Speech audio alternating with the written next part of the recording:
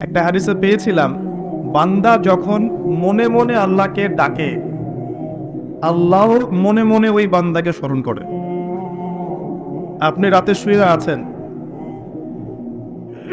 মনের মধ্যে অনেক কথা, হয়তো অনেক দোয়া আছে, চাওয়া পাওয়া আছে, কষ্ট যন্ত্রণা আছে।